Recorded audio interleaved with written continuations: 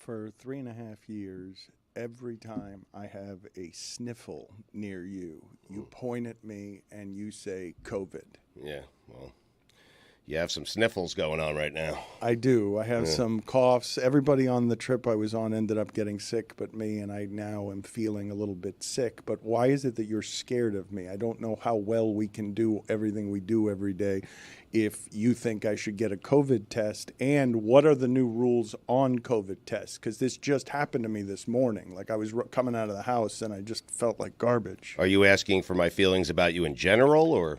I'm asking as it relates to today's show and going forward, you being around the possibility of sickness. I'm not going to be around it. I don't want to get COVID. I'm upset at you for not testing yet for COVID. You should get a test right now, and if you don't get a test, I'm going to leave. What are the rules on that? What are the I think rules? A good rule is if you wonder aloud into a microphone, if you have COVID, you have a social responsibility and one to your coworkers to now get tested. But I didn't. Especially with the 2 days context ago. of, oh, everyone in my group got sick. Yeah. Well, the group tested and nobody had COVID. It was some sort of coughing African strain of something. There is a summer strain going around. The current president of the United States is sequestered because he has COVID. He is. I touched your pen, man. Okay, so I need you today, though. So you're going to just leave now? You're going to, so that I can end up in this quarantined bubble studio by myself? To be honest, you should be the one that leaves, but you're not going to do that. So, yes, I am going to leave. The C in COVID stands for see ya. Okay, there he goes. He is leaving. Stugotz doesn't want to have anything to do with the program anymore. But this is a bit symbolic because Stugotz is also flirting with WFAN again. Next week, Dano. I'm taking phone calls. What are you shaking your head about, Billy? That I'm just hearing this now on air for the first time. No. Yes, and I've asked multiple times, can you send me your schedule? And the response I always get is, I send it to Chris and Carl. And I'm like, but can you send it to me? Because I have to record with you. Jeremy has it as well. He can forward it to you. Yeah, how about you just send it to me? Okay. And not to everybody else. And, by the way, this is the first I'm hearing it from him because Taylor, who listens to WFAN every day, told me a week and a half ago they announced that Stugotz is going to be co-hosting again in July. And I go, when's that happening? Because July only has a couple weeks left. Contract year.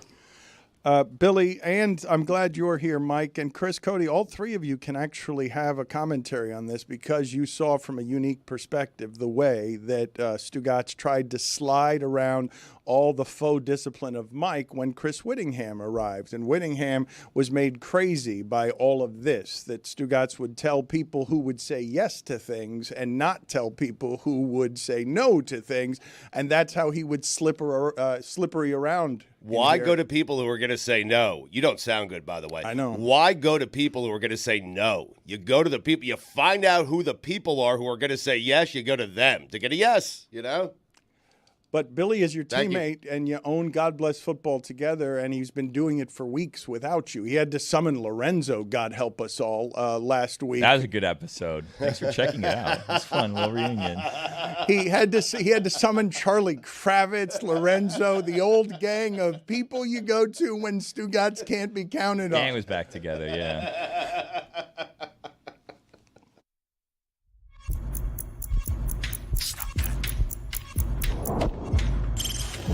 Stop that.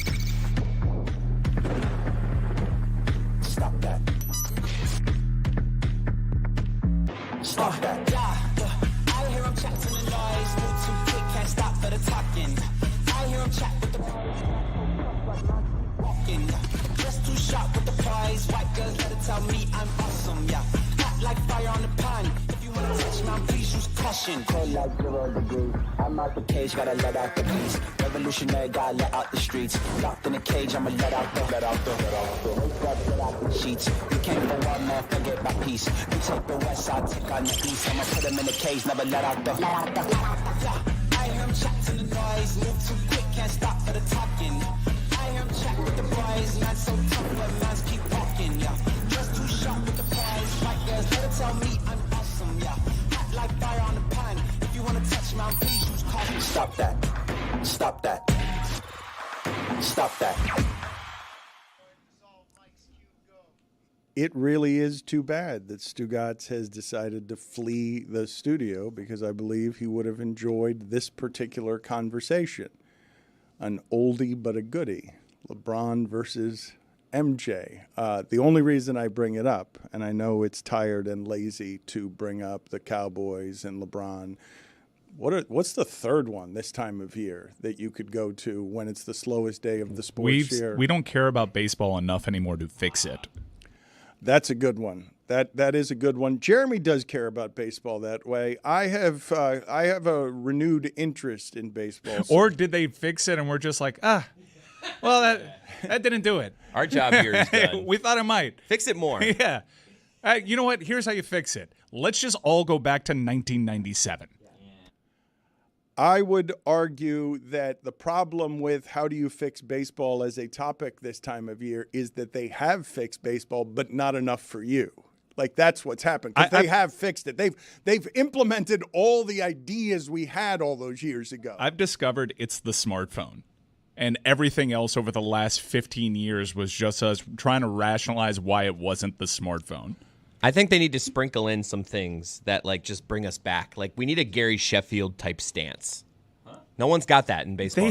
They have Babe Ruth playing right now. That's right. Nothing is bringing us back. They kind of have multiple Babe Ruths. They have a guy who Sheffield. Enough pitches. with Mike Trout. and- Mike Trout's not Enough pitching. with him. Enough. Mike Trout. Like they have the novelty and sensation of Ichiro mixed and matched with unprecedented power and pitching all in one guy in a huge market. And we You know what I need? They need a Jeff Bagwell. That's what they need right here. They have an Aaron Judge.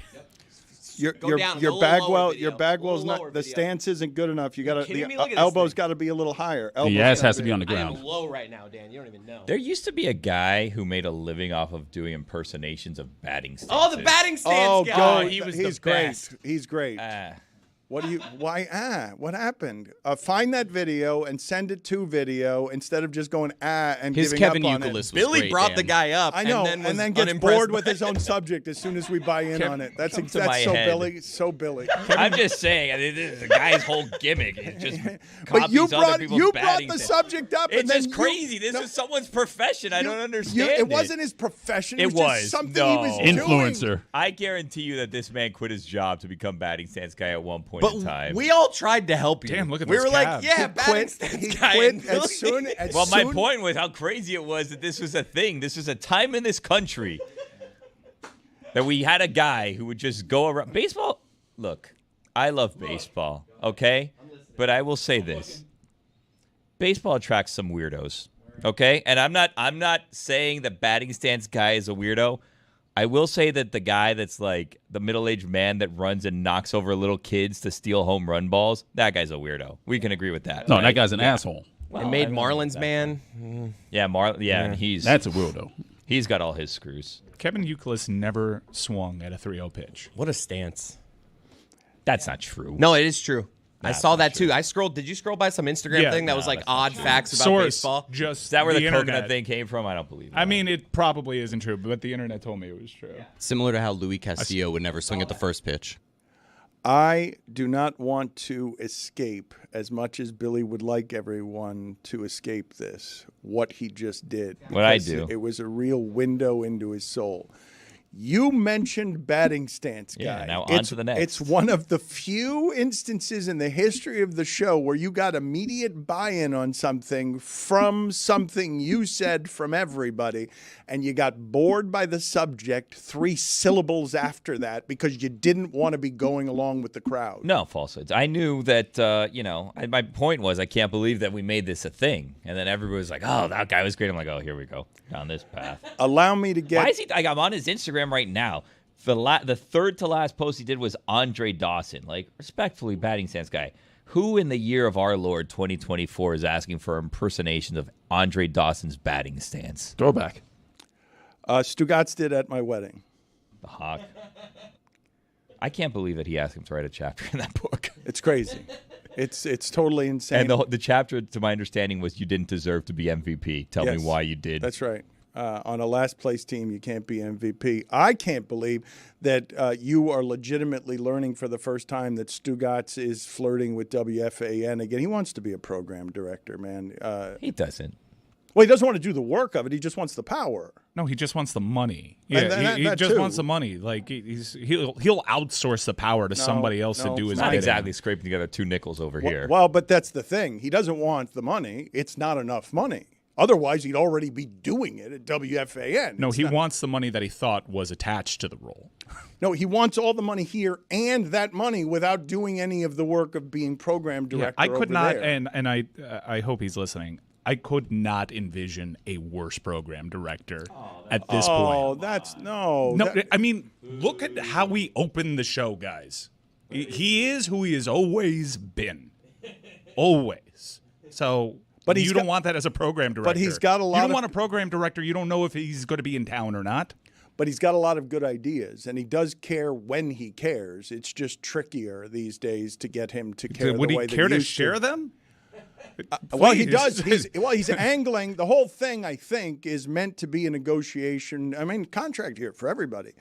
I think it's meant to be to create. Look, man, the industry isn't dying, but it's shaking, right? When you get all of these people at ESPN who are either being asked to take pay cuts or get out of there while they give the money to just a few people, the industry really is struggling and spasming. And when I get scared about stuff around here, it's at least in part because I'm not sure if we don't make this succeed, where are these jobs in Florida? Like what the jobs that we presently have here, where do we get them in Florida while remaining near and around our families if they're not created by us? In May 2008, Dan Patrick mentions batting stance guy and his, quote, unmarketable skill.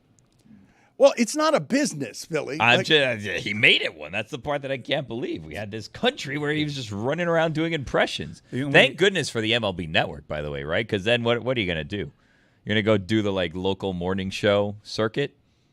The only jobs in media out here are probably. I mean, you would assume that you're right. We'd properly be boned, but there's soccer jobs and Spanish language jobs. So we'll start learning Spanish. Okay, very good.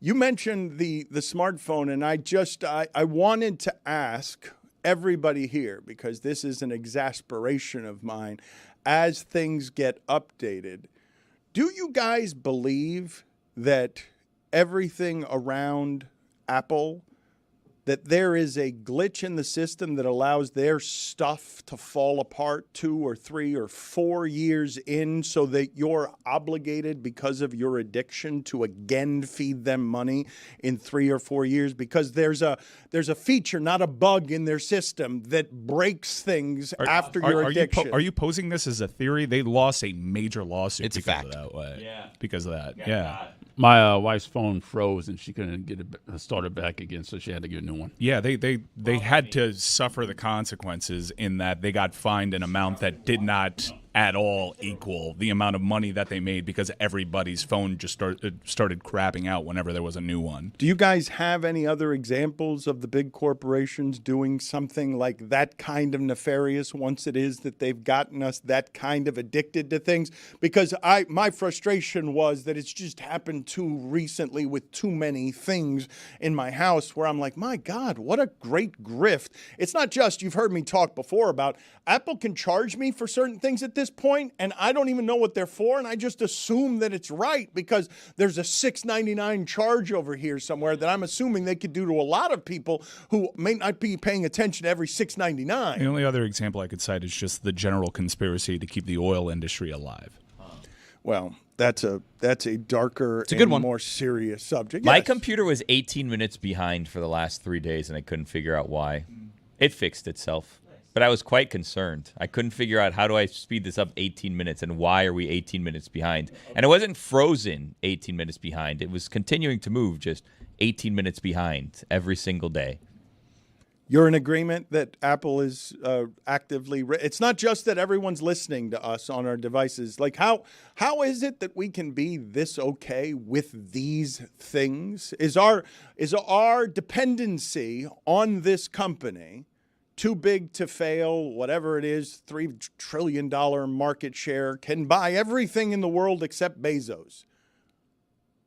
How is it that you're not more troubled by the fact that we've got devices that are listening to us and breaking every couple of years so they could charge us more money? Well, I'm not, because I have a Samsung Galaxy on Android. You show that company as you tout Google.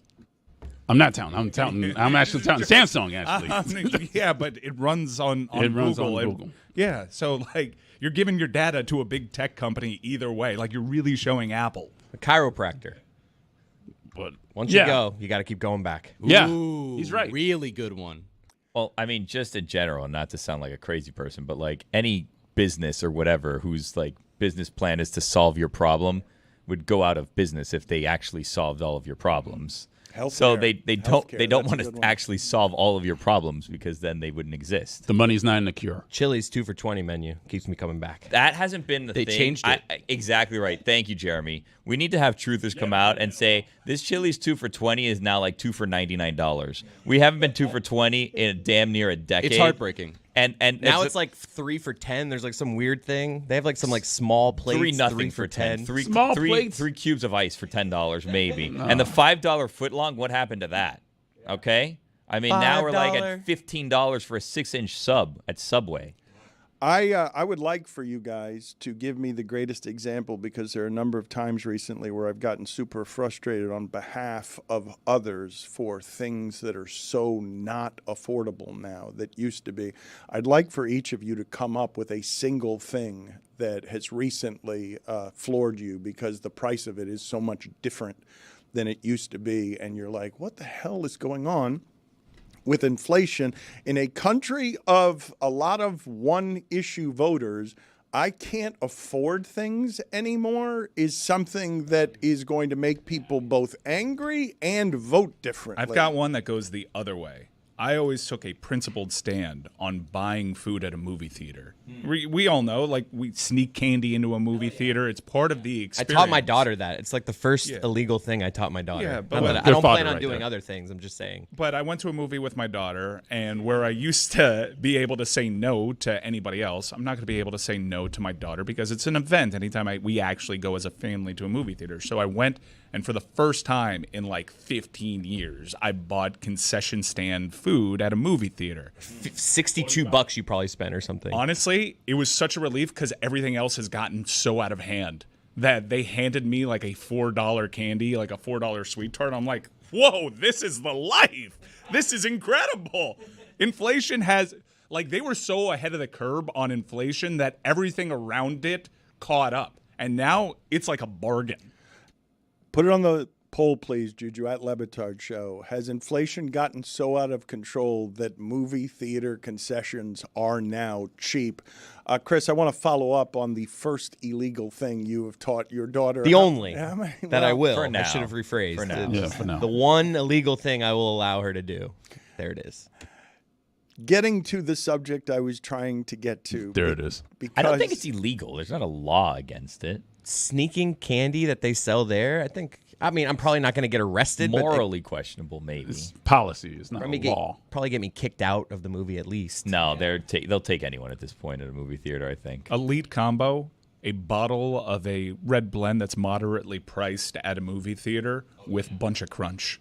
I'm telling you, this is like a sommelier would say that is an incredible pairing, sir. What a decision you have made. All right, Wise choice. Mike Mike is obsessed with this now. Mike wants to bring the movie theater back. Mike is one of the people in the world who is not just romantic about the movie theater, but is actively trying to do things, make events, and take people out to the movie theater. So he gets obsessed with all their little marketing strategies, the popcorn bucket, the food that has a theme. What is it? A spicy Frito of some sort? Well, Twisters. So while you were away, I made the point that I think Top Gun Maverick was, you could make a solid argument that it was the most important movie ever because it saved movie theaters, and also it was awesome. It was incredible, and it was a star-making vehicle for a lot of the members of the cast, and one of the cast members Still in that haven't movie, seen it, by the way. Oh, you haven't seen Top Gun Maverick? No, and I'm ashamed of myself for not having seen it because it's the rare movie that I thought was a super bad idea, had enormous expectations, and somehow exceeded those expectations. For all those reasons, Tom Cruise deserves a special Academy Award just for Top Gun Maverick, but Glenn Powell was one of these stars that was made by this film. He was in Hollywood for a long time, hadn't become a star, and he didn't really steal this movie because the movie was impossible to steal from anyone. It was an incredible movie, but he became a superstar from it, and now he is the lead in a reinvigorated Twisters franchise. If this movie came out in 2018, it might have been direct to streaming. It would have been a dud. It would have been panned. Nobody would have been with it.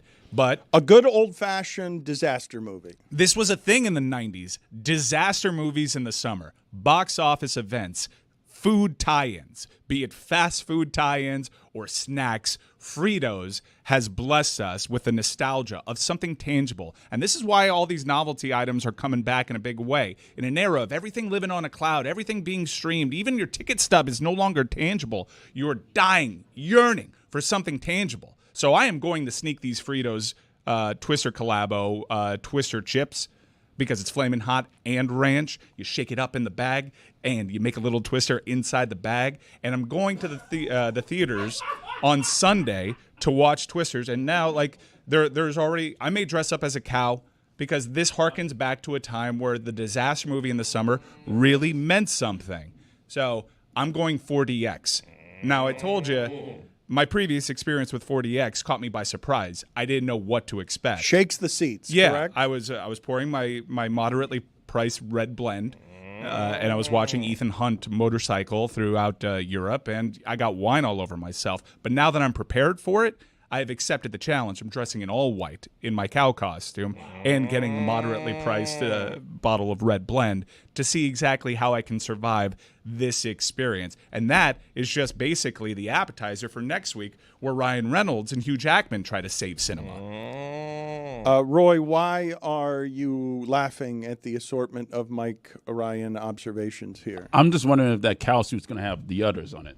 Yeah, you want the udders. It's not a cow suit. It's not a cow suit without the udders. Mm-hmm. But I don't know if you've seen these popcorn buckets, but this is a true demand. Dune 2, the popcorn bucket became a meme, and what you end up having is like, oh, I want to go to the movie theaters. I wasn't sold on this movie, but I want the novelty item because this is going to be a collector's item because we've had essentially 20 years with zero movie memorabilia.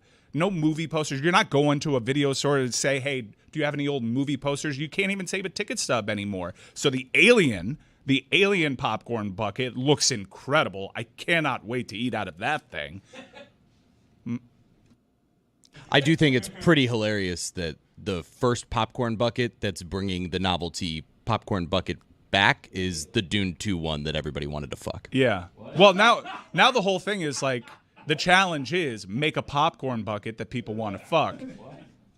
So put it on the poll, please, Juju. Did everyone want to have sex with the popcorn bucket? Come on, Thank you for not saying fuck. Come on. But, I mean, it was implausible. Number one, the hole Everybody was wanted to. rather large, but also it had the spines in there. It was kind of like a cat's vagina. That's why cats scream so much when they have sex. They have those spines inside. So anytime you hear a not the in cat that screaming, hurts. it's the out. Mm-hmm. They're trying to pull out, and the spines are just like keeping the penis in.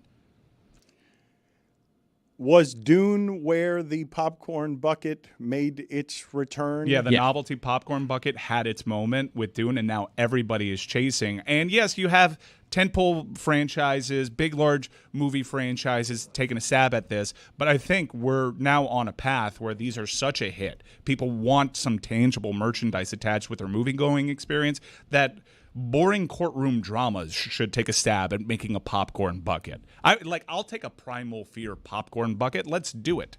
Lewis just said something in my ear, and I'm going to run with it. That the penis actually has the spines on it and not the vagina. Well, either way, it hurts when it's being ripped out. Right, it does hurt on the way out. Good, I'm glad we're we right on clarified. that. Yeah. But where the spines It's are, a penis?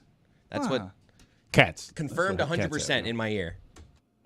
Confirmed 100% by the person that told it Well, to they you. looked it up. Can Like, you should I ask that Google- person about Kevin Euclid? Should I Google cat penis? How about Craig Counsell's stance? Oh. Bring that thing back. There was a time a person could make a living off of this. Great It's counsel. crazy. Lewis was right. Suspiciously $5 dark hair. footlongs. Insane. Ron McGill brought that up. I think that what you're arguing on behalf of is a good idea, at least in part because the first memory I have of sort of becoming a baseball fan was getting those Slurpee big gulp type of cups at 7-Eleven of baseball players. This was, good God, this was in the 70s. But it's not just that it was memorabilia. It made a child a lifelong fan of baseball because as a child I had connection to something that was tangible, as you mentioned. I do wonder, like we've talked a lot about the fact that we're more connected than we've ever been and more disconnected than we've ever been because everybody you walk past in the streets, they're all staring inside their phones, and the only tangible thing that all of us have is some sort of addiction to these devices. And I do agree with you that you have to start reinventing portions of the industry in a way that grabs young people with just junk, toys, anything that they can have that's in their hands. God, I long for people wanting anything in their hands because I come back from Africa with an assortment of pictures and you're like, I could get that off of Google. Yeah, like none of those yeah. pictures. Like I've got an award-winning photographer with me. It's Ron McGill. He's taken all sorts of pictures that are beautiful and breathtaking. And you're like, yeah, anyone could have taken those. I could have downloaded that from my computer. I didn't have to go to Africa to go get it. Pop culture, since basically the fidget spinner is missing tangible touchstones. You know, it's like you had all these things in the set. Slinky, you had all these things that were tangible that took you back to a time when you held it. We don't really have those things anymore because the only thing we are holding is our phones. Well, let me ask you on the subject of toys, because I guess the video game has probably replaced anything that resembles the toy. You guys can't shut up about this college football game, the EA Sports one. I think Chris Fowler's the next South Beach session. He's the voice of everything happening there, and it took many, many hours to do everything that he was doing there. But is there such a thing right now as a popular toy for children that all tablet. children no, come on. The tablets just replace it because a tablet's a catch-all. It's like a babysitter. You can download an app that is a yo-yo rather than have an actual You're yo-yo. telling me there's no such thing right now as a toy? No, there are, but it's not a booming business. Like I said, where are these pop culture touchstones when it comes to toys? The last thing that was a tangible thing that was a sensation, I genuinely think, was the fidget spinner. Billy, as you sit over there doing whatever it is that you do over the course of a day, Funkos. They're collectible. They stay in the box. Legos, maybe? Yeah, Legos. Kids still I guess, like Legos? Yeah, Legos stand the test of time, I guess. But like, it's very few and far between. Closing tabs right now. The tab I'm about to close is Weeb Eubank. because Because we were talking Jets yesterday on recording for GBF, and we were talking about how long Robert Saleh, spoiler alert, how long Robert Saleh would get a grace period if he won a Super Bowl as a Jet coach. So I was looking up how long Weeb Eubank survived with the Jets after winning their Super Bowl in 1969. Weeb Eubank. okay, I'm glad that that's what you're doing during what I'm you're closing tabs because I need to have space for more tabs to open while I look up things like popcorn buckets and fidget spinners. as you try to help the pop show sockets, at every right? Is that what they're turn. called? Yeah. Pop sockets? The question I wanted to ask you is if you, while doing that in your role as anarchist who doesn't actually support anything that's happening around here, if you're secretly proud of yourself that 24 minutes have gone by and because of you, I haven't been able to get to LeBron and MJ. Yeah.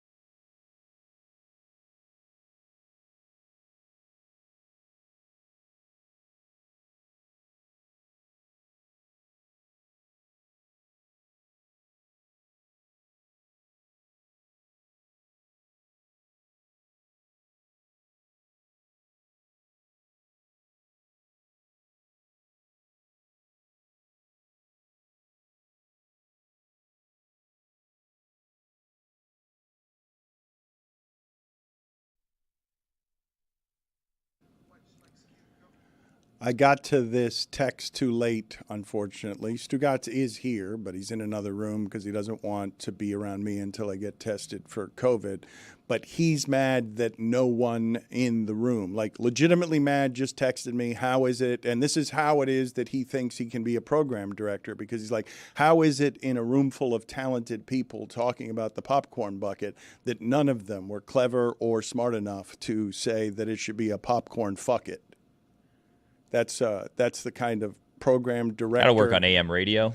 The kind of program director stuff that Stugotz wants to take. Noted good idea man, Stugotz. To WFAN. Stugotz is evidently just typing in the other room commentary. So he's in the studio writing things that mock the show in real time if you want to watch it on YouTube. With the talented comedy writers of the video team.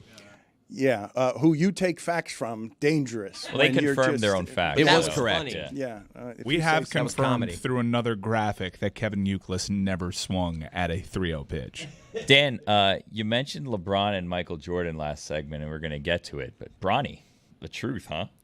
12 points in a summer league I game. mean, he hit some threes. Jeremy came marching in here today like the front of a marching band, saying these are the 24 hours to be excited about the Heat, because LeBron is saying that Bam can shoot threes, and they've got the dunk of the summer league. Yeah, so this far. is it. This is your 24 hours, because I know a lot of Heat fans have felt negative about the way the offseason has gone, running it back, whatever you got. But yesterday was one of those days where you can feel good, because first and foremost, Alondas Williams had the dunk of the summer league. It is one of the sickest dunks you'll find. All right, hold on a minute. Let's just show it and hear it so people can enjoy it. Get out of the lane. Alondas Williams. Oh, goodness gracious. The dunk of the summer. Wait a second. Where are we going to see that? Sports Center, top 10. Get out of the lane. It was pretty good. You don't often get A full cockback. Yeah, I mean, but cock back to maximum extension of your arm until it's around your hip before you dunk it. Yeah, that's pretty Hence good. full. Ridiculous. But the reason to be optimistic isn't even Alondas Williams. It's what Khalil Ware and Bam Adebayo each did in their individual games. Khalil Ware has had a really good start to the Summer League. Yesterday, he had 24 points on 9 of 12 shooting. He's shown his ability to work from distance, but he's also blocking shots off ball, playing drop coverage, doing the things that the Heat are going to want him to do as a rookie, even though a lot of people thought he'd be a project initially. And the reason you get excited about a big is because Bam Adebayo playing the 4 next to Anthony Davis looks like a world beater playing for Team USA, as he should. He's surrounded by great teammates. But what he's doing offensively, stretching the floor for them, what he's doing on the defensive end, it's okay to feel optimistic today. There's all sorts of reasons why you don't have to. But when you look at those two guys and their individual performances, it allows you to feel optimistic about some of the other things going around the Heat, including Jaime Jaquez being called the best player on Team Select alongside Cooper Flagg. These are really positive things. And today's your 24 hours. The Knicks win the summer. The Sixers win the summer. You get your 24 hours just like the Rockets got when Reed Shepherd went off in the summer league. So does that mean after today we won't hear you talk about it again? Sure.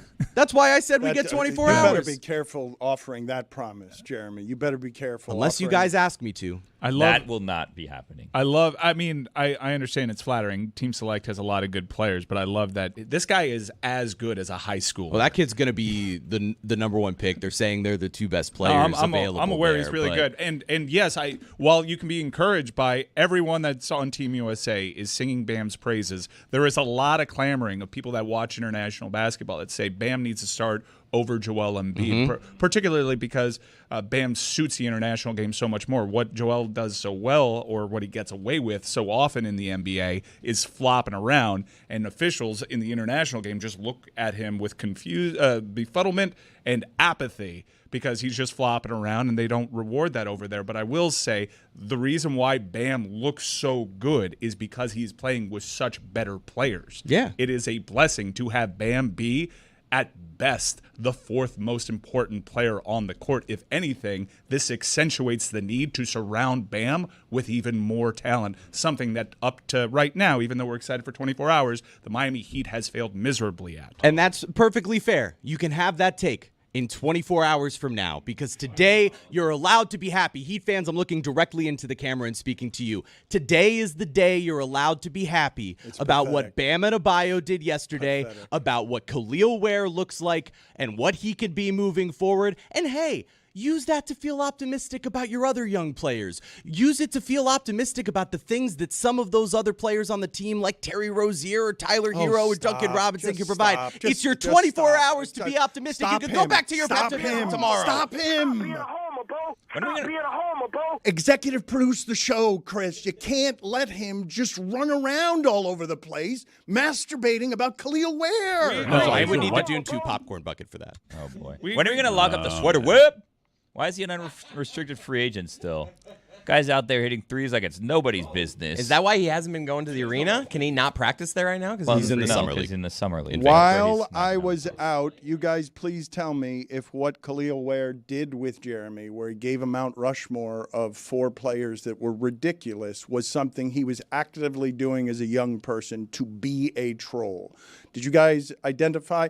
I'm trying to get caught up on all of the things that I missed while I was gone, and it's been a lot. So where did you guys land on this? Because when I saw that, I'm like, this is asinine. They must have made fun of this. This can't be something serious that a young person is saying. Yeah, for those of you who don't remember what Khalil Ware said, he told me that his Mount Rushmore of NBA players all time was Wilt Chamberlain, Kobe Bryant, Anthony Edwards, and Bam Adebayo. And I can tell you, he panicked after 3. I think he was trolling. I think he was having some fun with the guys that are currently in the league, knowing it would make some headlines. I don't think he realized that it would get aggregated by, like, everybody. I'm just realizing you were in Africa when we discussed the Spider Web. You don't know about Spider Web. I mean, I know that It's a movement that took the nation while you were gone for 2 weeks, but it took the nation while you were gone. Everybody around the country was screaming, Swider, what? All you gotta because do is of say Cole it like Swider. Yeah, he was hitting Try it, threes like it was nobody's business, as I told you before. At record paces, people were saying, you know what? This might be the next Steph Curry. That happened while you were in Africa. Everybody was saying, Swider, Webb! It was a big moment.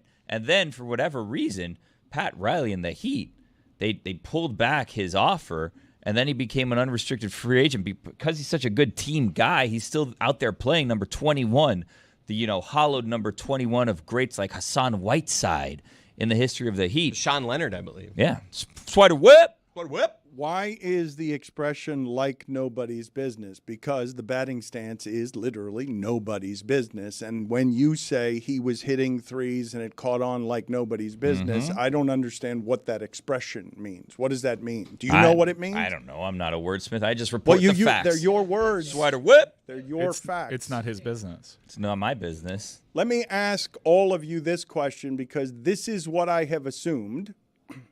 And I have not done any reporting on this, but I will because I do want to find out about this, and I've been covering this team for a long time. I do not believe that by the trading deadline of this upcoming year that the Heat will be there saying, oh, yeah, we still think we're as good as the Sixers, and we'll just magic our way up there. Like what we have seen over the last 2 years is, and this is understandable, I get why this happens. I know that a lot of people would look at Pat Riley and say it's passed him by. In the last 2 years, they've swung and missed on everybody because they have swung and missed on everybody. But they've been passed, and the way they got passed was just like they fell in love with a 30-13 stretch that Dion Waiters and Hassan Whiteside made them feel like, well, we've got to try to run it back. What happened as an 8 seed by beating Giannis in the first round made them try to run it back, and then you saw it's not good enough. And now as you see what Philadelphia has done, and I assume Milwaukee would get better, they're behind. They're clearly and obviously behind. And given what I'm about to say, because if you've been connected at all to mortality in the last few months of Richard Simmons is dying, Dr. Ruth is dying, Bill Walton's dying, Jerry West is dying.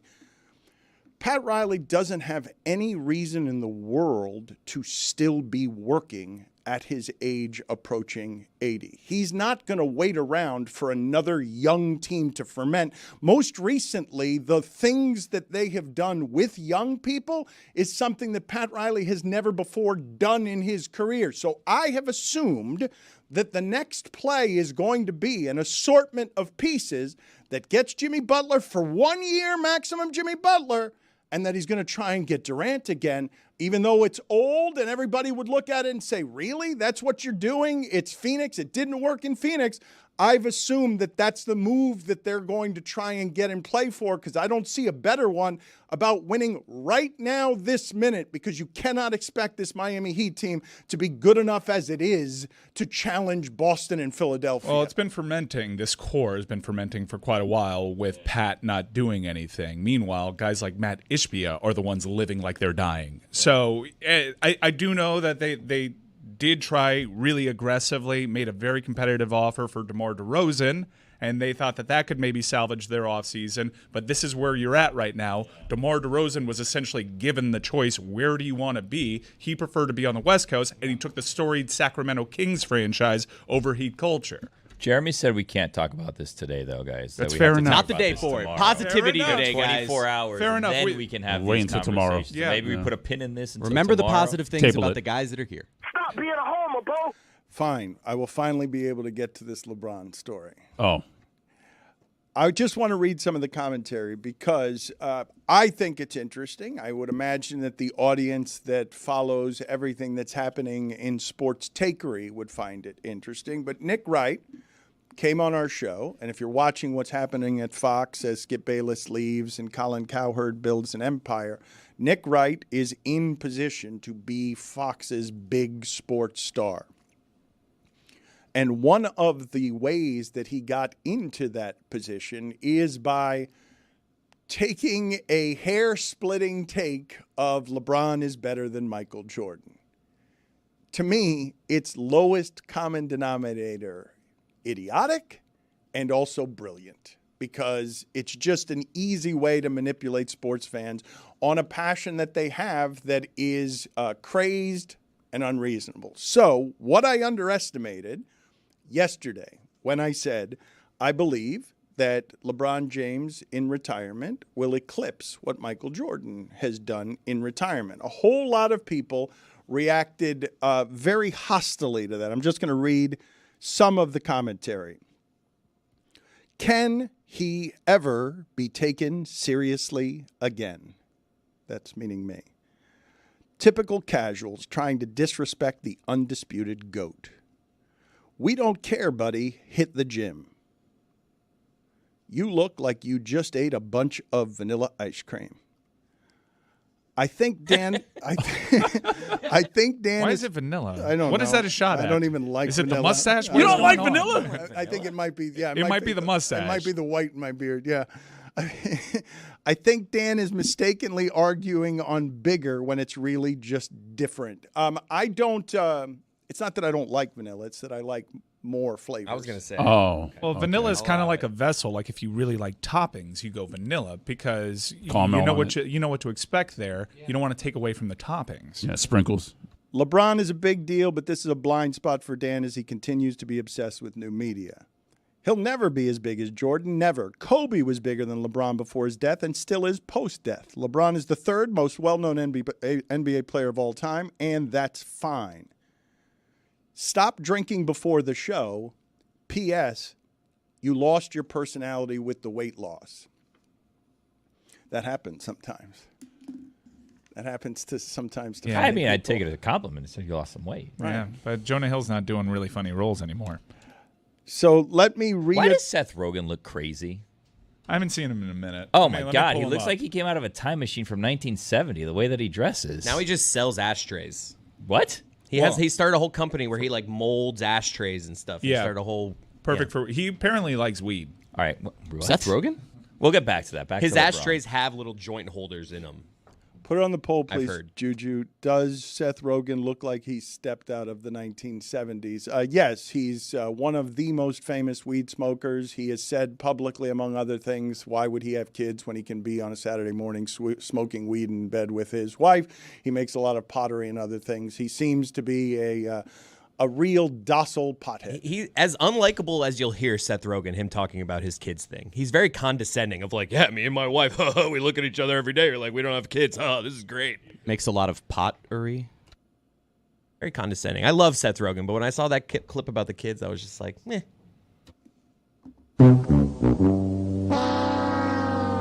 Because you have kids, and No. He's judging you by It was the saying, condescension. It was like he thinks his knew life he was is better right. than yours. He knew he was right. Of like, look how happy I am. It's like you haven't seen how happy I am when my daughter walks in the room. Okay, bud, jerk. Whoa. I love you, Seth Rogen. I'm sorry. I just From didn't bird like to that. joke. Wow. It's like you don't know what it feels like. Just like I know what it feels like not to have kids, huh? You don't know what it feels like too. Wow. Jerk. All right then. Billy, I don't know why I keep throwing jerk. I don't know why you I think do maybe either. I saw a picture of him in a costume. In the 70s? Possibly. He was on like Kimmel or something. I thought he just dressed that way, but maybe he was dressed up. I get the IG ads for the pottery, which does amplify the pun quite a bit that Jeremy made, and he looked fine. Did you know that Cheech sells gummies? Yeah, I know, because I keep asking X to stop showing me the Oh my ads. God, and X is insistent. dude, that. it's unrelenting. The Cheech and Chong gummy ads. Put it on the poll, please, Juju. Are the Cheech and Chong gummy ads unrelenting? The clarification I want to make on what it is that I was talking about. It's chocolate ice cream. Pistachio, because many of you are writing in, pointing out correctly how much money Michael Jordan makes selling Nike and being a part of the Jordan brand. This has always been fascinating to me. Ever since, being in a room with Jim Brown and having him say that Muhammad Ali didn't go from America's most hated athlete to its most loved until he lost his ability to speak, and then derisively went after Michael Jordan for not standing for anything, and the famous quote attached to Michael Jordan, which is, the reason that I don't take public stances is because Republicans buy shoes too. I understand how you would arrive at the opinion, well, LeBron will never make the money Michael Jordan has made in sneakers. And you'd be right. He's not likely to have a business that makes as much money as sneakers. Michael told you what his plan was. Republicans buy shoes too. LeBron wants a media company. LeBron wants to own teams, plural. LeBron builds schools. LeBron wants to take 5% of every NBA player's contract because he wants to be representing every single NBA player. LeBron is going to get a better ending than Michael got. At the end, Michael's ending was, you're just an employee. Get out of the Washington building. We've used you up for everything you got left. Long after Michael retired, LeBron is getting the coach hired and getting his son $8 million so they can move around the salary cap and just get a little more. I just think he's going to get everything that he wants and that he's got bigger ambitions than just being a basketball head at the end of his career. And I think the next 20 years of LeBron are going to be super interesting, what he can do with that money. You might disagree and tell me he'll never make as much money as Michael Jordan, and you might be right about that. But he's going to do more of what it is that he wants, which is vastly different than what Michael Jordan wanted from the end of his career. It's going to have his fingerprints in a whole lot of stuff because of what he did with the ending of the managing of his career. Michael Jordan got used by Abe Pollin in Washington. It's probably the last time the Wizards were that kind of relevant. Got used and squeezed the last little bit. LeBron spent all that time making the Hollywood relationships that he needs to so that he can have real power post-retirement. Well, Michael made most of his money because of the equity stake that he had in Nike because he essentially saved Nike, and Jordan is this massive brand. But he also, during his playing career, only made $94 million. And it's because of those sacrifices and Michael Jordan saving the league when it was in desperate need of stars, that LeBron was able to make these career earnings. But now, because of guys like LeBron, Cole Swider may actually, if he ever does catch on, have an opportunity. I think Tyler Johnson made more money than Michael Jordan made in his career, you know? Tyler Johnson signed for like $50 million, and I'm pretty sure that what I'm about to say is right, that Michael wasn't a billionaire during his playing days. LeBron is. And if you're following the paths of how that stuff gets changed, it might well be that it's just different and not bigger. And I know that many of you, because of the tack that Michael Jordan took, many of you hate LeBron in a way that very few people hate Michael Jordan. And that's part of the marketing genius, that there are no haters pre-internet to Michael Jordan. That's part of what it is that makes him vastly less polarizing than LeBron. But I can't help but be awed at being able to figure out in your 30s, let me get my friend over here to get a percentage of all of the other players in the NBA and beyond, entertainment, who we can represent, so that the money that I changed in this sport of everyone's quickly is getting $175 million. Give me 3 to 5% of that. I represent you as Clutch Management. Like, that's just unbelievable, the amount of money he's going to be able to recreate. He's going to be able to treat the NBA the way that Michael treated Nike. No, I've got a percentage of this. I own a team.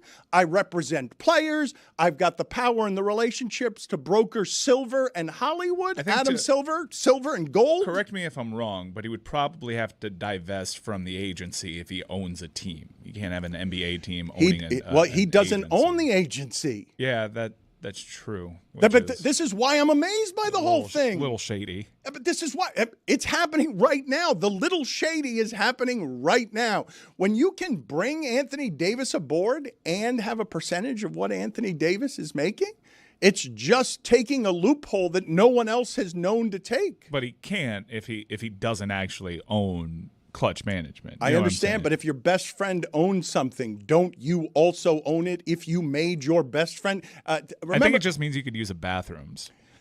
This happened, actually. You guys remember, what was the name of this guy? Billy, you might remember. When Wayne Huizenga, when there was a rule that you can only own 2 sports teams in South Florida, and he wanted a third one.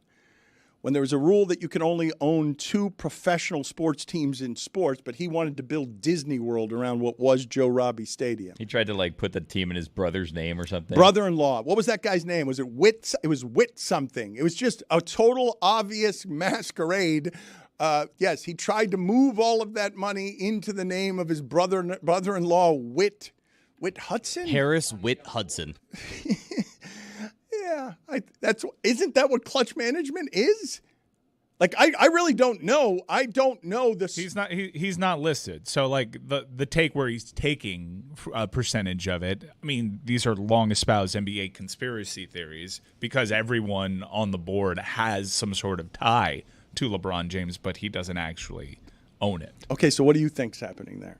Well, I think it's suspicious too, but I'm not saying he it's can suspicious. go ahead and own an NBA team and easily say and refute, I'm not getting anything off of these contracts. I'm not saying my friends are, and I am so happy for you. them. You are hearing from me suspicion. It's not suspicion. It could. Well, I heard from you certainty.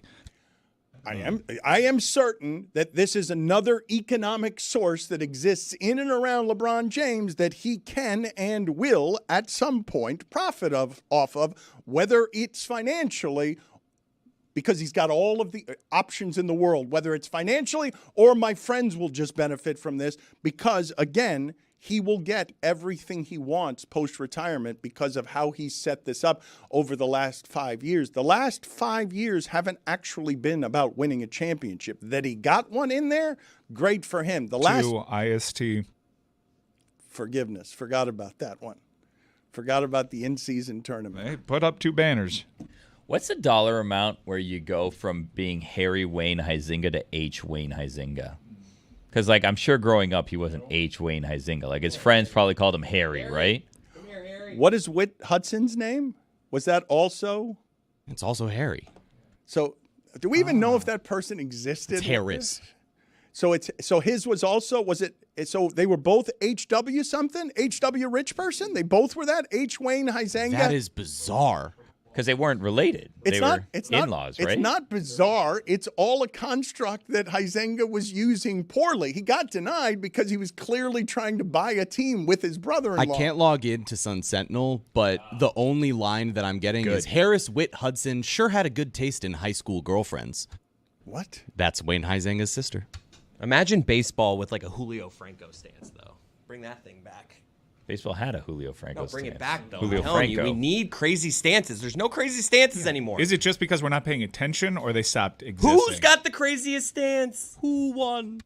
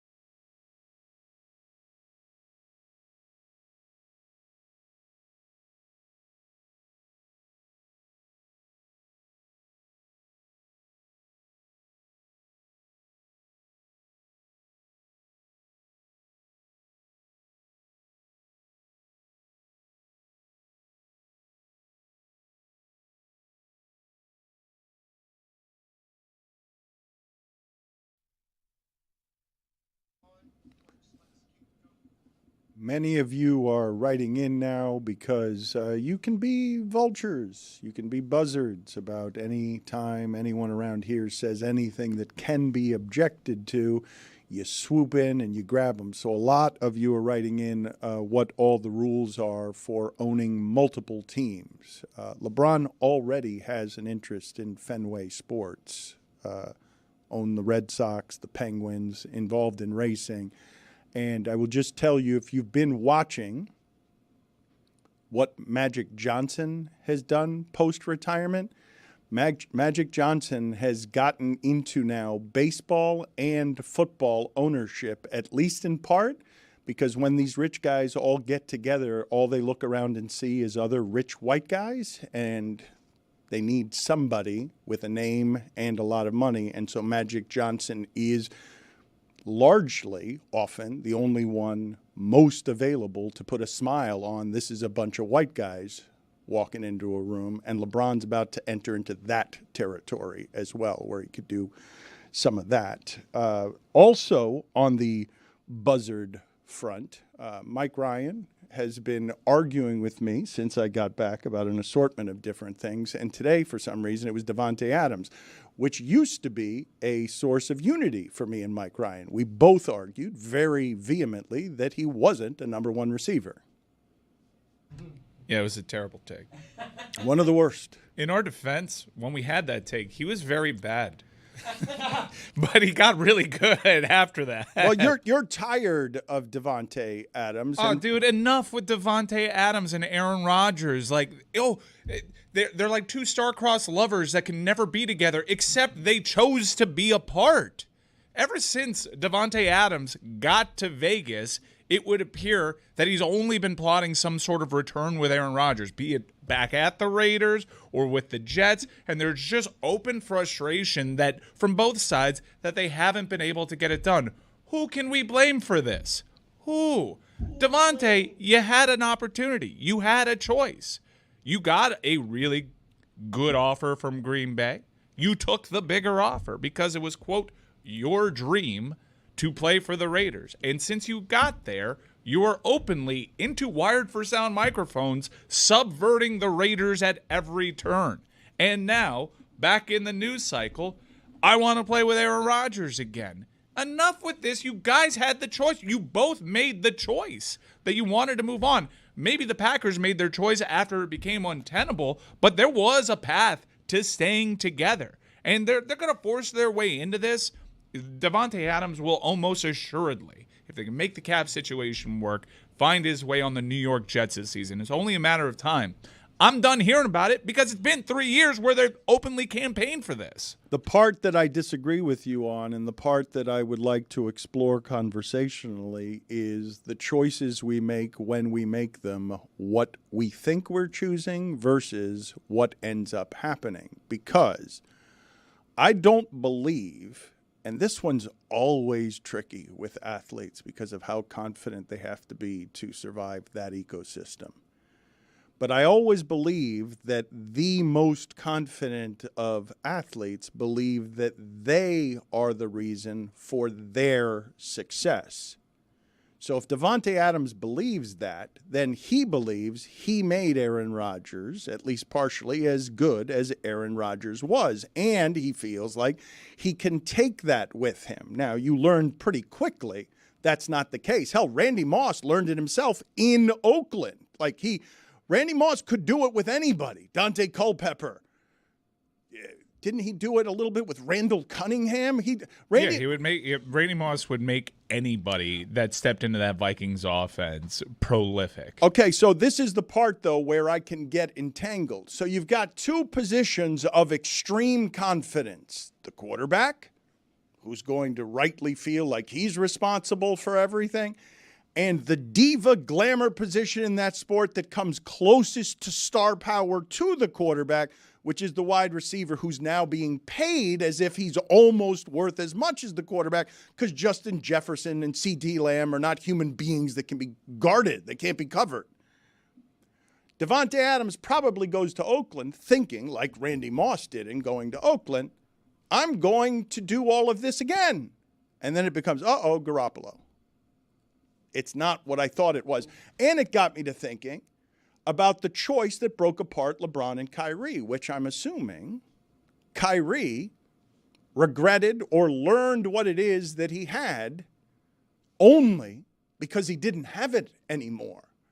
And so I'm guessing that Davante Adams, when he was with Aaron Rodgers, however it is that people do the math on who's responsible for success on things, I'm guessing that Davante Adams, specifically at that position where you and I are doubting, that guy's not that good. That guy drops the ball an awful lot. He's saying, no, look at me. I'm a number one receiver. I made Aaron Rodgers an MVP. And now I got my money in Oakland. And I do believe that a lot Vegas. of times, I'm sorry, yeah. It's tricky. Same sort of thing with him and Randy Moss. But thank you. I'm assuming that he didn't realize the choice that he made because you keep doing this thing. Well, he chose the money. Well, he also chose another quarterback that he had an affinity for, that he had a relationship with in college, in Derek Carr, and he just figured I can recreate that magic. And once it became clear that he made a bad decision, and then once Derek and that interpersonal relationship moved on to another place, he took every opportunity to be really upset with the quarterback production openly. And a source of frustration inside that locker room, doing all the things that a superstar should do publicly to try to force his way out. Apparently, it was close last year with him forcing his way onto the New York Jets, and it probably would have happened if Aaron wasn't hurt. This is what he wants, which is it's a little exhausting. Like, you had the opportunity to stay together. You really did. You just didn't want to. And I understand how you get there, and I understand the ego of athletes and all that. That's all fine and dandy. He can recognize he made a mistake and not do this thing publicly. That is exhausting and just a terrible look for everybody. I would rather the NFL just make a waiver and make this thing happen already than to hear about it for yet another NFL season.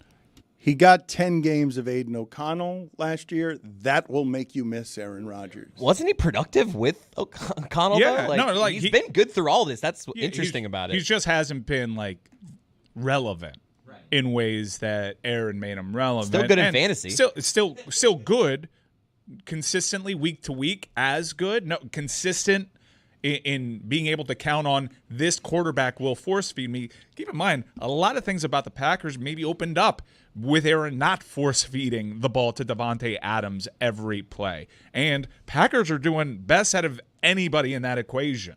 They are doing great right now. They are a sneaky pick to win the conference. Everyone I have talked to is floored by how good Jordan Love is and is going to be. And the wide receiver core too has come online. You kind of look back on it. Maybe they should have made this move a year earlier. That last season, the Derek Carr played with Davante Adams. Adams actually had a career high in targets and had 14 touchdowns, which is the second most he's ever had. But last year, playing with O'Connell, after Derek Carr now is no longer the quarterback that he initially went there for, all those issues of still wanting to play with Aaron Rodgers, understandably, kind of come back to the surface. Because when you're getting 180 targets in a season, it's tough to complain. I'm genuinely confused as to what Jordan Love will be used as a case study for, because you could use him as an argument for, see, that's why you sit a guy. This is the Carson Palmer, John Kitna thing. This is the Aaron Rodgers thing. That's exactly why you sit a guy. But I'm also looking at it as like, no, this guy clearly needed to play because early on, he stunk. We were wondering if that was a terrible decision, and we were openly spitting into microphones. How could you betray Aaron this way? You need to give him weapons. I think he needed to play more. Okay, and very easy to say from this position. You would have been benching an MVP. Like you can't bench an MVP quarterback in order to play Jordan Love. I still maintain like the Packers in that moment. While he was MVP in 2021, I think Aaron Rodgers, like that's a championship window. And yes, you're set up now to compete for championships later on. You owe it to that guy in that title window to give him something to help him win, and they didn't do it. You have heard me for, I think, probably 10 years quote Chris Bosh because I thought it was hugely insightful. Chris Bosh, who was unusually sensitive, vulnerable, communicative, and just really good at introspection, said after being here for a while, You do not know what the sacrifices feel like that you're making until you're actually making them.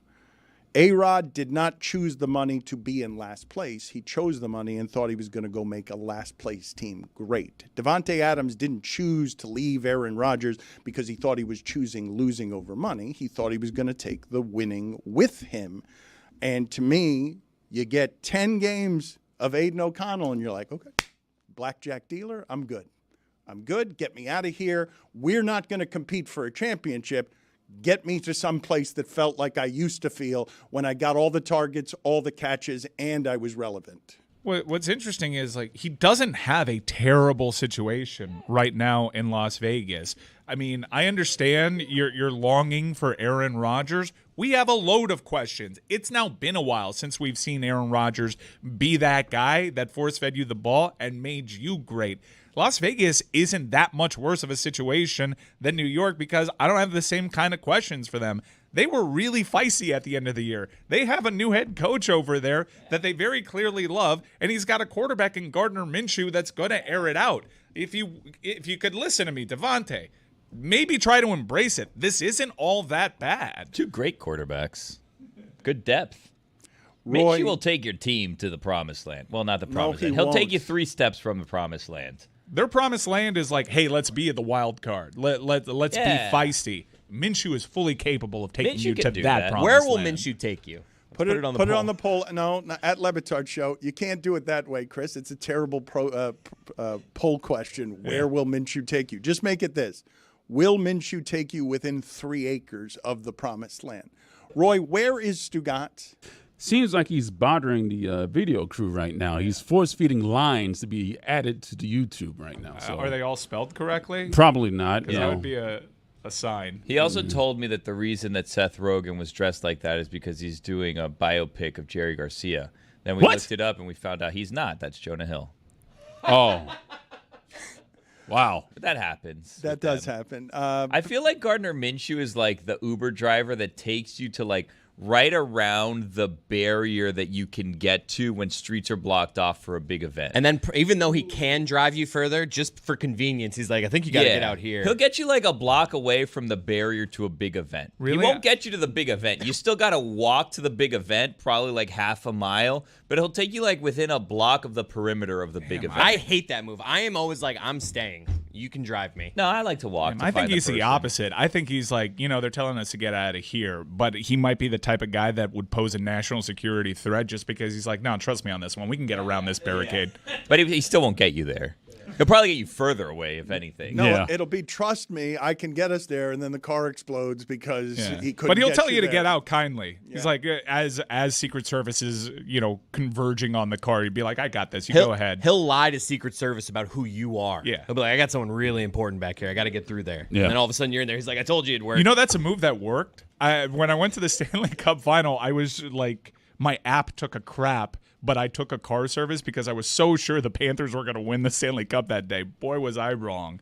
And I was just like scrolling forever. My app just like took a total dump there. And I was in this like SUV, and the driver just goes, a guy like, I have a very important client in the back. And they're like, oh, go ahead. What's the difference between a car service and just like an Uber or a Lyft? Money? Alcohol and TV screens. Yeah. And the car service is at your disposal the entire time. Yeah, and keep in mind, I thought, man, this night can get wild. Who knows where this night ends? And it ended with me looking at my bank account and saying, what have I done? Do you realize when, I don't know if this happens to you guys, it does happen to me with a good amount of self-awareness that sort of makes me take inventory of things I don't usually take inventory of. When your apps crash or you can't get internet service, do you realize the level of your addiction to technology that makes you sad about like, well, I need to correct this. Yeah. My itchiness about I can't do anything without this phone that leads me everywhere. It's a hopeless feeling. Do you ever have that moment where you've lost Wi-Fi connection and you're like, nothing's working, and then you flip down, you take Wi-Fi off, and your phone like comes back to it life. comes back alive. You It's see the life of like the internet uploading. You're like, yes, hourglass fill. What a moment when you see that phone of just like, ooh, now I can read again. Like Mike, when your app falls apart, does your dependency, does it become illuminated? Well, that app has fallen apart like once before, so I have since learned, like, if this thing's going to need a power cycle, let me do this. And that one's on me because I don't have the excuse of I was driving and that's how I forgot, because that's happened to me when I've been behind the wheel of a car and then I've got like 17 people, I've got a traffic jam, I'm sweating, and then I have to wait for the phone to power back up because, as far as technologies come, the workaround for everything seems to be what you used to do with your old school Nintendo system. Just hit it on the power side. cycle, maybe blow on the inside cartridge, of it, yeah. even though they say it doesn't work. Bullshit, it works. Speaking of apps, I realized coming back from Tampa that I am a great Wazer. Like, I am good. I don't just think about myself. I think about the people behind me. Because, in Waze, it's like, oh, there's a car pulled up on the shoulder here. Is it still there? That's the easy one of yes or no. If it's not marked and I'm like, oh, there's a hazard right there. Boom, you hit the hazard. What kind of hazard is it? Oh, it's a car on the shoulder. Boom, I click that. Thank you for your Nobody service. is better at that than I am. But it got me thinking because I'm driving and I'm like, oh, there's a cop up there a mile away. I wonder, do cops, when they're on Waze, are they like putting no to help their brother out? Oh, absolutely. Like, hey, my brother's up there. I don't want anyone to see he's there. No, I don't see a cop car there. And then all of a sudden that thing disappears. And he radios them. He's like, hey, you were on Waze. I just cleared you. Beep, beep, over. Lying. So they're working together. I mean, it's Cops lying? If I was When a would they cop, do that? I mean, if you're a cop, you hate Waze. It's like I got this beautiful You're spot telling on behind me. this bush, and now all of a sudden every car knows I'm here. I would think- hope that my brothers in arms are like, No. I got you, brother. I think if a cop is using Waze and it says there's a cop in the area, he always has to hit yes because he's a cop in the area. It's like the thing, if like you're undercover and you say, are you a cop? You are obligated to, by law, say, yes, I'm a cop. That's how it works. Put it on the poll, please. Do cops hate Waze? Oh, I love Waze, man. If it's like, ooh, there's an object in the middle of the road in a quarter of a mile, that next quarter of a mile, I'm like, first one to find it wins. Me and my wife are like, where is it? Where is it? Oh, that little piece of tire right there. I found it. Still there. Boom. Nothing feels better than doing. It's like being on a jury. You just feel like you are doing your part. Have you been on a jury? No, I want to. I told my It's wife terrible. that. I want jury duty. Why? You can take mine. How do I request it? Take mine, I want please. like a month-long trial. No, you don't. I want to be an important person. I want to be the lead jury. What's the person, like the lead person called? foreman? I want to be the foreman Yeah. or floorman. All right. Foreman. All right. I want to be that guy. I feel like if I was on a jury, they would keep me. They would look at me and just be like, and I would lie because I feel like if I said this job, Okay, stop. if I said this job, they would be like, get him out of here. Like that's you're in the public. Why do you think have that a- is? Right? I mean, because Because we're in the public? Because if you have a platform, I feel like they would just be like, we don't want that noise. I would just be like, I don't have a job. I'm fully committed to being here. I don't think you. I mean, I don't know if that's a crime or not, but it sounds like a crime. I don't think you could just go to jury duty and start lying. Well, about most people things. lie for the other way. They're like, how could I get out of this? I'm trying to lie to get in it. Well, the problem with this, Chris, many problems, but the main problem with it is that, the lawyers for each side are trying to pick people that they think will be dependable. So if you're just acting completely irrationally like a wild card, neither side will think this is someone that will work out for me. Billy They boy. won't know where you're going to go. I'll be cool as a cucumber. As a what? Cool as a cucumber. How are you Okay. going to do what is your move? What do you say? Just lean back with How do you my get arm on the selected? Because I'm in a situation where I have been I've been sent a jury summons for the third time in a year. And I thought, this is impossible. I even served on a jury. It's impossible. I got hit by the big three. I got civil, I got criminal, and now I have federal. So, none of them offset each other. So all of them are still good. So I keep getting hit with you need That's to come. bad luck. It's terrible Yeah, luck. you're not And- resetting the general timeline. Well, here's the thing is that this time I'm going to be out of town, but I can't get anyone on the phone to explain to them I'm going to be out of town. So I had to do an online thing, and I'm trying to click I'm not even trying to entirely get out of it. Let's just postpone it a month so I should be good. And I can't find anyone to talk to. So this is a problem because this is in a couple weeks. So I'm trying to figure out how to get out of it. And I don't think that if I could get a substitute in Chris, I would love for Chris to go and be my substitute in this situation. But it doesn't seem like it's possible. I realized because I'm a junior that between the time that I was eligible for jury duty and the time that I moved out, all the jury summons came in as Roy Bellamy, so I didn't know if it was me or my father. So I was like, hey, it's my dad. I don't have to go to these things. So Go what ahead, do you, Dad.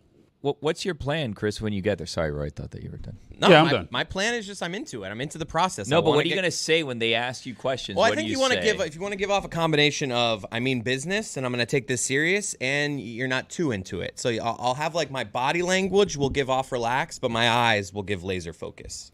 So I'm kind of like playing with my beard. You want to come off a little sexy.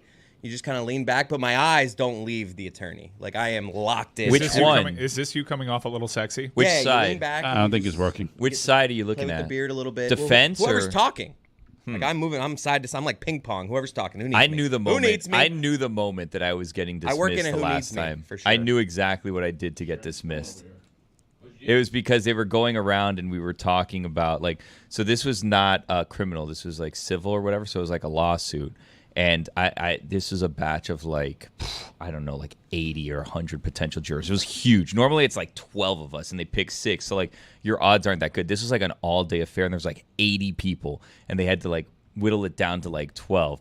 And I didn't survive I guess I survived the first 2 cuts, so I'm still in there, and I know this isn't going to go well. And then you have the people I'm really excited. It was the Chris Cody's of the group. I really want to do this. I'm really eager to do this. The Whittinghams. Yeah, but they were also saying things that if I could give them advice, you're not saying things that are going to get you selected. You're being too forthright here. I object. You're giving off the wild card vibe. You're very excitable and you really want to be part of this, but you're also giving off unreliable here. And I don't think that they're going to select you because you're giving them too much wiggle room. They need to know where you're going to stand before they select you.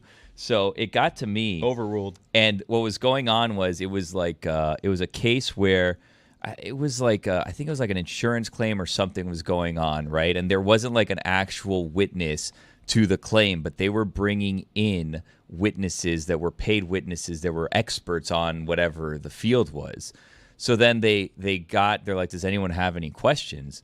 And the question that I asked was, Sustained. well, I mean, if this person is getting paid and they're a witness, wouldn't you just pay a witness to come in that's going to say exactly what you want them to say and present your case? I'm for sale. It's their opinion. It's not an actual fact. They're not actual witnesses. And then I saw the defense attorney kind of perk up and look at the other defense attorney, and they were like, that might be our guy. And then I saw the plaintiff, or whatever the words are, look at me, and they're like, that is not our guy. And I said, I think that did it. I think that did, because then the judge is like, yes, that could be one way to look at it, but not necessarily the case. And I was like, I'll just stop talking now. I'll see myself out. I think I should honestly just got up at that moment. I'm good. You should do the thing that you See do you on the later. show. I'll leave. I know we're good. Penalty box? And they're like, what the fuck is a penalty box? Can I approach the bench? You should please say that. Ask the judge to approach the bench.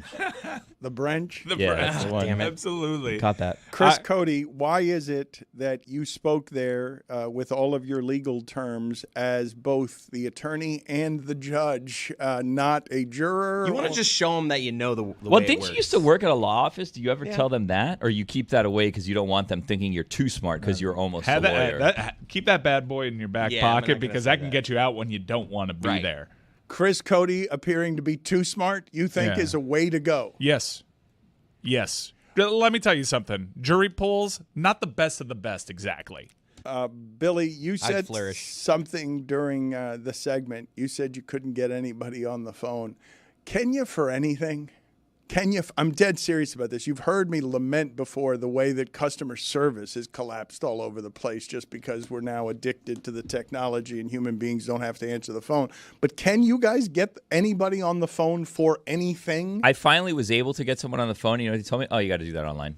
And then he just gave me a website to go to do it. I'm like, Every company has their answering machine before they get you to someone. If you know you can do this online, hey, you big dum-dum, you go to blah, blah, blah.com and you can do all of this. But if you'd like to talk to someone, sit there and press 0. The number of times, I don't need to tell you, that I'm ordering food and I'm talking to somebody and they're like, can't take your order this way. I'm like, what do you mean? You got to do it by phone. That one's on you. I mean, what are you doing? I don't want to do it by phone. You want to do the old school? Can I get the orange chicken, please? Yes. With the white rice. Yes. Yes. You can do it on an app. I don't want to do it that way. Oh, you can save some money doing it that way. I don't want to do it that way. Saving money Dan's way. I'm not looking to save money. I'm looking to save time. Well, you're just a boomer at that point.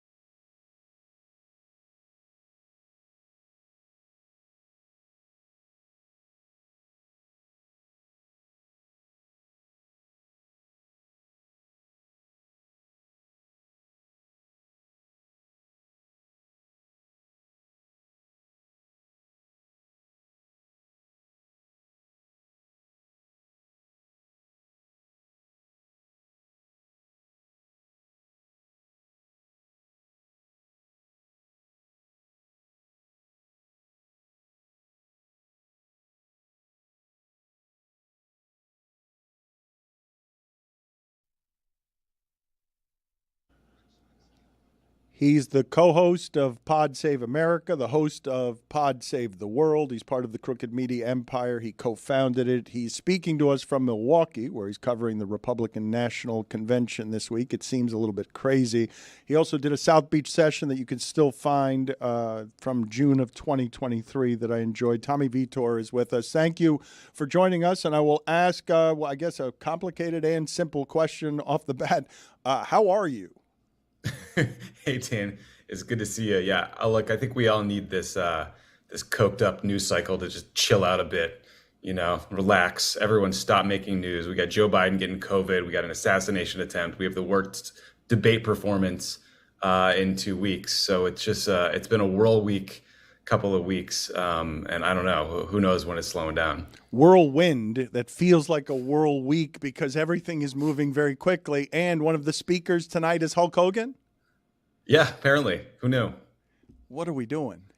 I have no idea, man. I have no idea. Okay, well, tell me what it's like there. We sent someone out there and they couldn't get close to anybody. There was we were just trying to do some man on the street stuff that would be funny, and the restrictions were so large that we couldn't get close to doing anything that resembled media. Yeah, I mean, look, there's a million reasons why, the assassination attempt on Donald Trump on Saturday was a horrible thing. I mean, on just a human level, it's like one of the most frightening things I've ever seen. I don't care how much you dislike your political opponent, but violence is not justified, in part because violence tends to lead to more violence. And once you start, it's very hard to stop. But also just, for people in politics, it just creates more and more and more distance between the people who represent us and the people who are just citizens. And that's true for the media. It's true for folks like, me walking around Milwaukee today. So yeah, it's completely locked down. We're going to go over to the site today, try to just talk to people on the street, just kind of get a sense of why they're there, what's going on, how people feel in this moment. But, mostly the theme, the feeling coming out of the RNC so far is a convention full of people who think the election is over, basically, and that they've already won. How do you think the coverage and response has been handled to the assassination attempt? I mean, early on, it was pretty irresponsible. Donald Trump's vice presidential selection, J.D. Vance, immediately tweeted that this shooting was the result of Joe Biden's rhetoric. There was absolutely no evidence of that then. There's no evidence of that now. The more we learn about this person whose name I'm not going to say is that he was looking for Googling images of lots of political figures, Biden, Trump, Christopher Wray, the former FBI director, the Princess of Wales. So he seems like a disturbed person who told a bunch of his gamer friends he was going to do something big on the 14th. He had depression. So who knows? We're figuring it out. But yeah, I mean, it's horrifying. It's horrifying, the whole thing.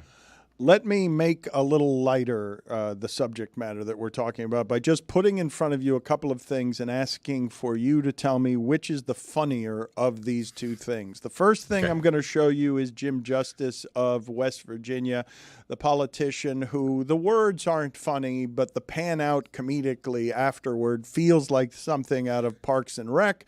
Let's go ahead and play that first for Tommy Vitor. Bottom line to every single thing that's going on in this great country today is one thing. We become totally unhinged if Donald Trump is not elected in November. It's just so good. It's so good. And I ask you if it's better than this reaction from Alec Baldwin in the middle of all the Alec Baldwin stuff that has him going theatrical with body language work. I really appreciated the acting that he did on Saturday Night Live, and I really appreciate his politics. You told one of the witnesses who disagreed with you during an interview that you thought Mr. Baldwin was a sucker. I do not recall saying that.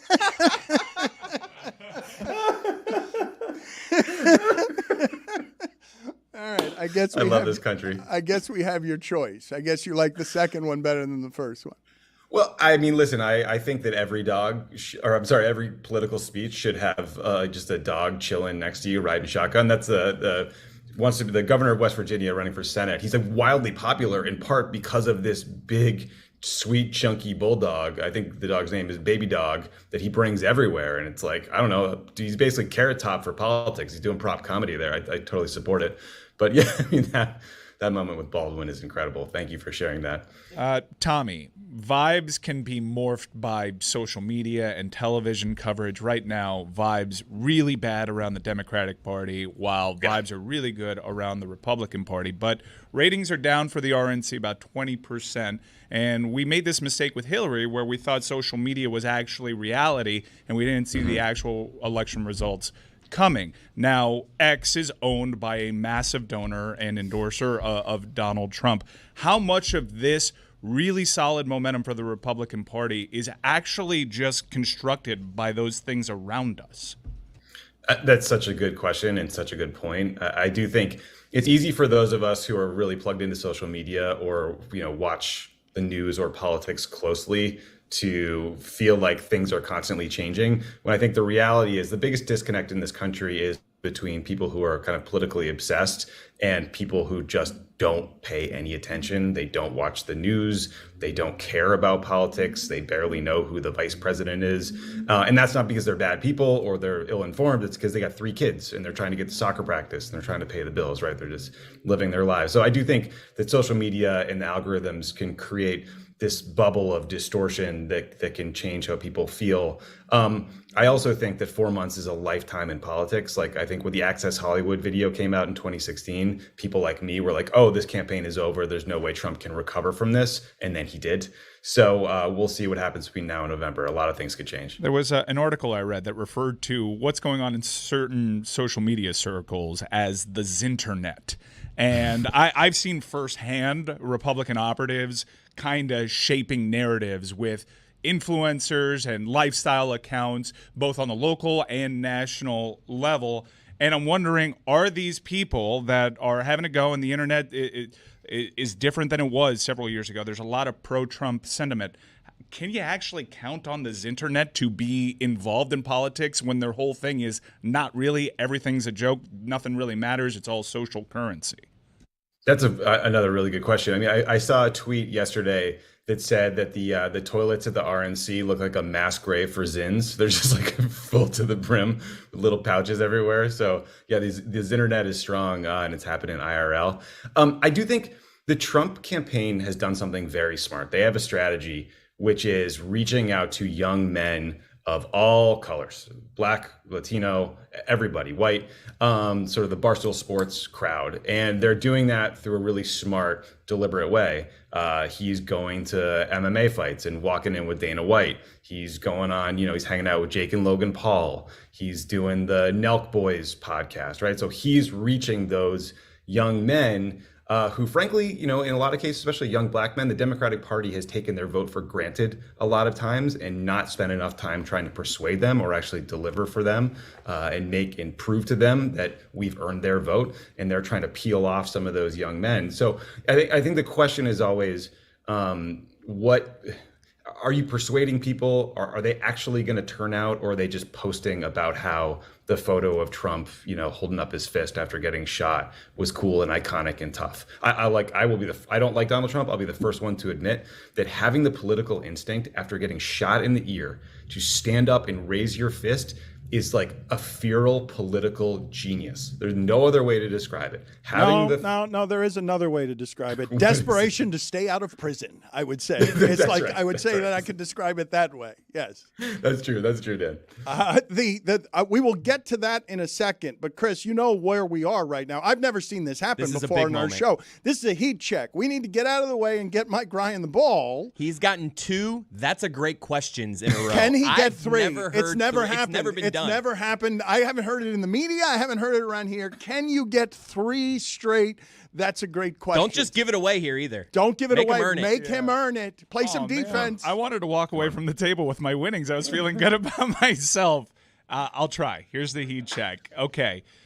Next week is the DNC, right? So it stands to reason if a decision is made on whether or not Joe Biden will indeed be the candidate on the ballot, it has to happen before the DNC, right? They can't just come around after, announce that he's a nominee. It'd be too late. at that point. So if something happens with Joe Biden and this race, will it happen in the next couple of days? Yeah, that question was adequate. I think It's fair. It's fair. It wasn't amazing. Wasn't amazing, though. It wasn't amazing. that was the dumbest question. I wanted to ask you about getting Bam Adebayo some help, like maybe some shooters around the side. Listen, I'm a Celtics fan, so I'm just walking on air right now. The problem right now is that this is one person's decision, and it's Joe Biden's. And so there's all these reports today that leaders in the Democratic Party, Chuck Schumer, Nancy Pelosi, senators, members of Congress have gone to him and said, sir, we're seeing all these polls. Not only are you going to lose, but we could get wiped out in these Senate races and the House. That's not how you want your legacy to go down.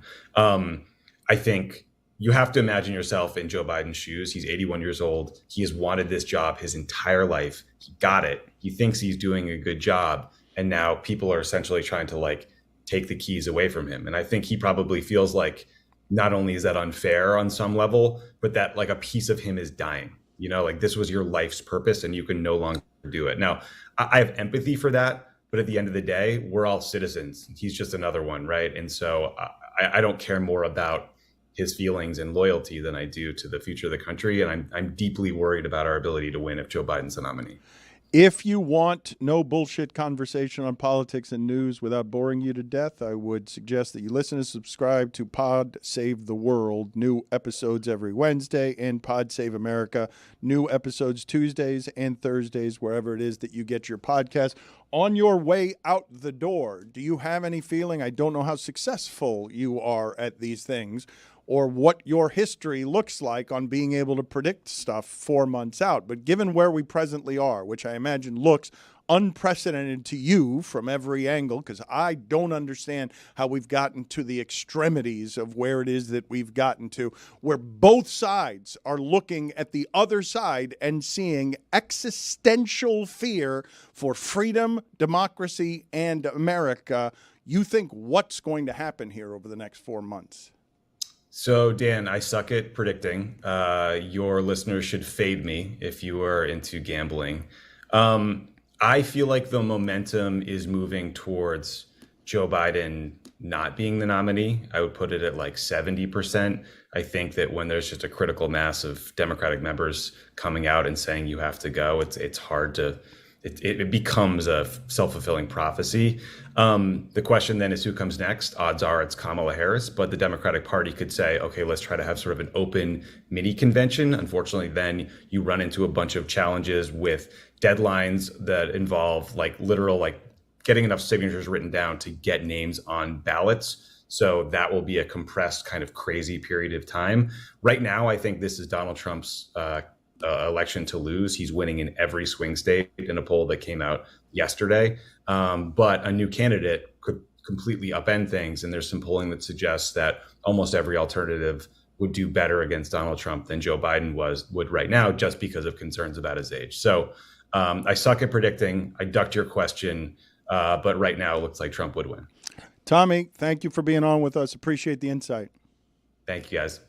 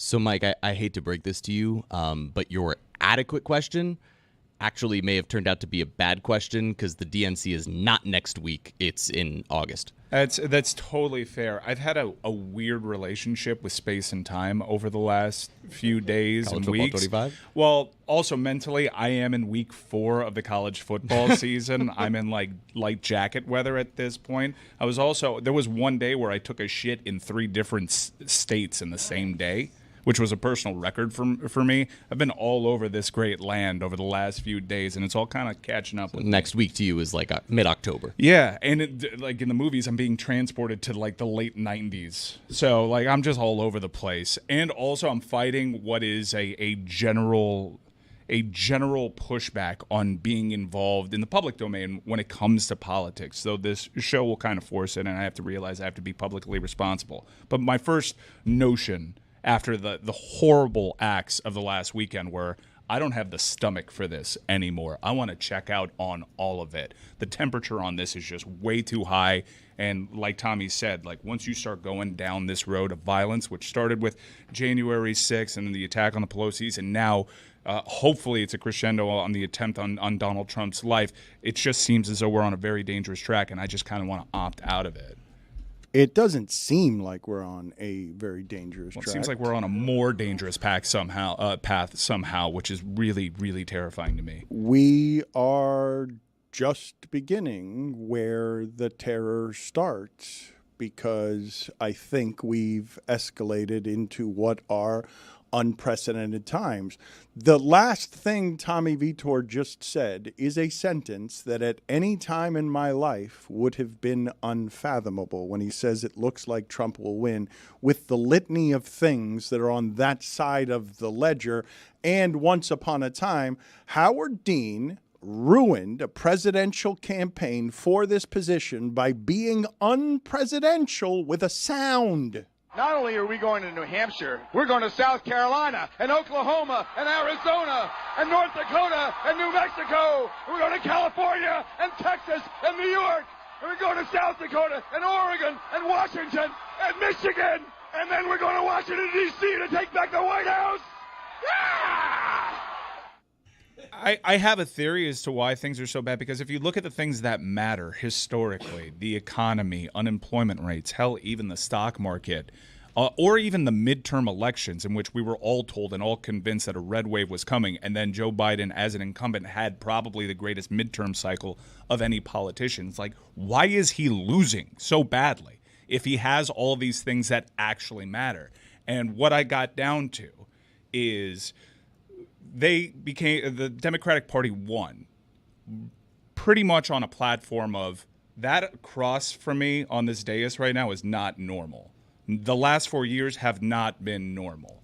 Not you, Billy. I'm saying I'm pointing to Donald Trump. And a vote for Biden is just a vote for I will not vote for that. Yeah, like not Trump essentially won by record numbers and had the highest point total of all time because the American public was exhausted by the craziness of those 4 years. So here's my theory as to why things around Joe Biden are so bad while everything that actually matters is supposed to be good. It's because when you campaign and you champion that you are the party of normalcy, you can't ignore the deficiencies that are deteriorating right before our eyes right now. If you keep trudging along with this candidate, you yourself are suspending reality in failing to acknowledge it. So when you start being a party that is not acting normally, that is not subscribing to this is a qualified candidate that represents the best of us, and it is a polar opposite of what we see there. When by comparison on this debate, you make a felon, someone who is not really in touch with reality, seem that much more with it than you are in deep trouble. There are a number of things here, okay, and I will not pretend to be any kind of political expert. I am just a citizen like everyone else here who's scared, and I think we can all agree that we're just scared of everything that's happening everywhere. But it is an act of marketing and mythology and miracle that a bullet would turn a felon into a martyr without killing him. And that where we are, where it regards Trump and Biden, is, I believe, whoever would be in charge right now, because of the way big money has contaminated everything and everyone, Biden included, because his climate shit is terrible when you start talking about the oil money, too. Big money has contaminated all of it, that I believe the voting public, whoever's in charge right now, is angry and working in an economy that makes everyone else have the money more than ever except for them. And so whoever's in charge when that happens, when gas prices are so high that you're angry and upset because you can't afford $6 a gallon, whoever's in charge of that is the one that's going to get the wrath. I just simply can't believe, and I've been asking this for 4 years, how did it get so bad that these are our best options? Like, there are no good options. But you're espousing something that the Republican Party is counting on. You just said that, like, people are frustrated because the wealthy are getting wealthier. Look at the numbers. Look at what one party will do with wealth. Look at the unemployment numbers right now. Job numbers are incredible. The economy is actually working. Just because you can't get a $5 footlong anymore doesn't mean that. But it can just be that simple. And if you see the media coverage, in which we are absolutely a contributor to, yes, the reaction to Biden and him not having his mental faculties the way that we're used to seeing is outweighed. Donald Trump was seemingly falling asleep multiple times now at the RNC, and it does not matter. If it happened to Biden, it would matter. And it's all because the Democratic Party has always been the party of normalcy when it's juxtaposed by Donald Trump. When you seem as crazy and as detached, you then amplify the normalcy that seems to be there with people that have already made him a martyr, and the bullet just signified that he is actually potentially one because you have a bandage on his ear to prove it. He already made himself a political martyr before the assassination attempt. When you talk about political frustrations generally when it comes to the rich getting richer, you know, in the United States, we normally have about 50-year shifts in each direction economically. We go to the left for about 50 years, then we shift to the right for about 50 years. And since Ronald Reagan, our country has been shifting generally further and further and further to the right. Just because we elected a black president doesn't mean that we were shifting to the left. Obama's economics himself, Biden's economics, are actually further to the right than the left-leaning presidents were earlier in the 19th century. You now look at a time where you feel that level of frustration. In a lot of ways, the Democrats should have been sort of talking about an even further shift to the left than what they're doing in this standard of normalcy, because you have things like inflation going the way that they are. You have things like these companies that we see sort of running everything and the money within politics. That is where the frustration could be alleviated. And ordinarily, that's what would happen. But because of this extreme last-second move into a right that favors authoritarianism, the left is seemingly picking up the pieces in comparison. I don't understand, I really don't, how it is that I'm someone who vastly underestimated all of this stuff. So the extremities could be so extreme that your choices are between someone who appears to be dying and someone who can't be killed. Like, it's not too much to ask the incumbent to be able to coherently finish thoughts. It's not too big an ask.